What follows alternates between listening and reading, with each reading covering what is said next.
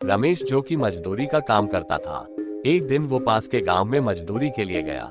काम खत्म होने के बाद वो शाम के समय अपने घर के लिए चल दिया। पर उस दिन अचानक से बारिश होने के कारण रमेश कुछ देर उसी गांव में रुक गया। फिर जब बारिश बंद हुई तो रमेश वापस अपने घर की तरफ चल दिया, मगर तब तक अंधेरा हो चुका था। जल्दी घर पहुंचने के चक्कर में रमेश ने खेतों के बीच बने रास्ते से जाने का निश्चय किया।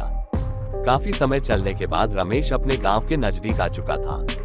गांव में पहुंचने के लिए एक बगीचे से होके जाना पड़ता था। जैसे ही रमेश उस बगीचे में पहुंचा, वैसे ही उसे एक बच्चे के रोने की आवाज सुनाई दी। रमेश ने सोचा, इतनी रात को इस बगीचे में बच्चा कैसे आ सकता है।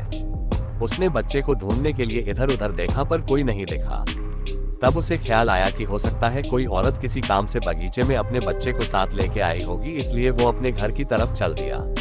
पर जैसे जैसे वो आगे बढ़ते जा रहा था, बच्चे के रोने की आवाज उसे और जोरों से सुनाई देने लगी। रमेश ने फिर सोचा, हो सकता है वो औरत किसी परेशानी में फंस गई होगी, मुझे मदद करनी चाहिए। फिर जिधर से आवाज आ रही थी रमेश उधर ही जाने लगा। कुछ दूर पहुंचकर उसने देखा एक 6-7 महीने का बच्चा एक पेड़ के नीचे लेटा हुआ है और वही रो रहा है। रमेश तुरंत उस लड़के के पास पहुंचा और जोर जोर से आवाज देने लगा, कौन है यहाँ पे, किसका बच्चा है ये? मगर किसी ने आवाज नहीं दी। रमेश ने सोचा शायद इसकी माँ यही आसपास कहीं बेहोश हो गई होगी, इसलिए बोल नहीं रही। फिर रमेश ने पूरे बगीचे को छान मारा, मगर उसे वहाँ पे कोई भी नहीं दिखा। अब रमेश ने गुस्से में चिल्लाया, कौन यहाँ बच्चा रख के चला गया है?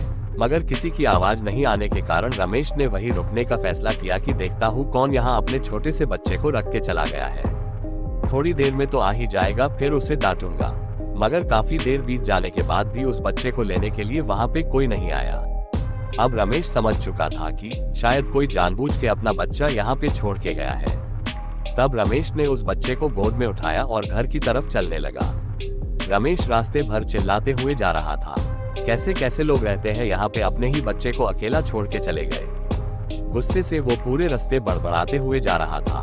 तभी रमेश को ऐसा लगा कि उसे चलने में दिक्कत हो रही है, क्योंकि बच्चा बहुत भारी लग रहा था।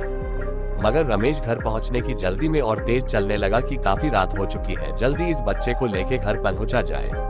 कुछ कदम चलने के बाद रमेश को ऐसा महसूस हुआ जैसा बच्चे का वजन बहुत ही ज्यादा बढ़ चुका है और वो बच्चे को उठा के चल नहीं पा रहा था। जैसे ही रमेश ने बच्चे की तरफ देखा, उस बच्चे की एक आंख बाहर की ओर लटक रही थी और उसके पैर जमीन तक टच होने ही वाले थे और बच्चा रमेश को देख के हंस रहा था। रमेश इतना देखते ही डर के मारे उस बच्चे को फेंक दिया। फेंकने के बाद वो बच्चा जमीन पे नहीं गिरा, बल्कि जमीन से थोड़ा ऊपर ही लटकने लगा और जोर जोर से हंसते हुए बोला, क्या हुआ, मुझे अपने घर नहीं ले जाएगा? तू पूछ रहा था ना कि मैं किसका बच्चा हुआ, थोड़ी देर और गोद में रखता तब तुझे बताता किसका बच्चा हुआ मैं। इतना सुनते ही रमेश वहां से तुरंत भागने लगा और अपने घर पहुंचा। मगर उसने ये बात किसी को नहीं बताई ताकि घर वाले भी न डर जाए। जैसे तैसे उसने खाना खाया और सोने लगा।